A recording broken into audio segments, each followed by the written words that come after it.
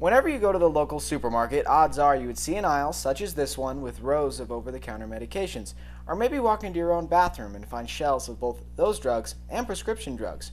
Well, cough and cold medications like Robitussin and NyQuil, or prescribed painkillers like Vicodin or OxyContin, are perfectly good when used in the right dosage and for the right reasons.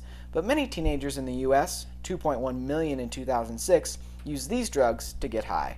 Take, for example, Brennan Worf, former student of McQueen High School and client of Quest Counseling here in Reno, started abusing prescription drugs as a casual thing that he did with his friends. Well, I just started hanging out with the wrong kids, getting into the wrong crowd, so that's really what started the addiction.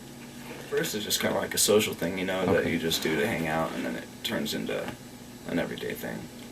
Brennan, like many people, did not expect that these drugs would be as addictive as they were, and didn't see that this would not only cause him problems physically, but his life at home as well. You feel ill. Okay. It's kind of like the flu, so it's really bad stuff, and just family goes downhill. Okay. Everything like that just really screws up your life. All right. The common misconception that prescription and over-the-counter drugs are safe because they're either prescribed by a doctor and usually not brought off the street is what made people think that these drugs are the, quote, safe way to get high.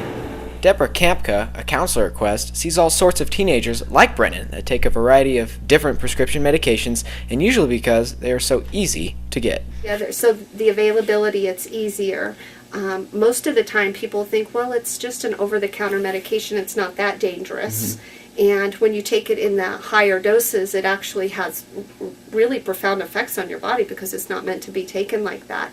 But I think that's the reason, is they think, oh, it's just an over-the-counter medication, it's not as bad, it's not an illegal drug. This epidemic of people using over-the-counter drugs to get high has gotten so bad that most pharmacies have had to lock most of their over-the-counter drugs behind their counter. And even before they did that, people would literally sweep most of these drugs in their basket and walk right out the front door.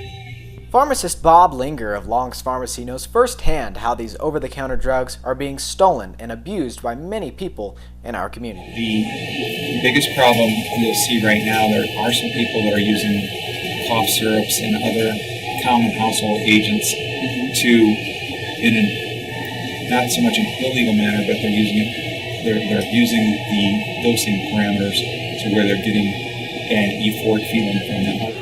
Now this is what the pharmacies are doing. They have this little card in the aisle. You walk up to their counter, and then they give you the drug, making it not so much over the counter anymore. But you need positive ID. Okay, it can only be sold to people of age and in limited quantities. You can only buy so much in a day and only so much in a month. And there's limitations and federal guidelines on that. As you can see, these drugs are just as addictive and dangerous as any hardcore street drug like heroin or marijuana. But bottom line, just don't get into it because it's really bad. And I mean, it might just start out as a thing that you'll just kind of do socially. It won't feel like you're addicted, but it just pulls you in. It just ruins everything. Reporting for Fifth Period Health, I'm Sisson.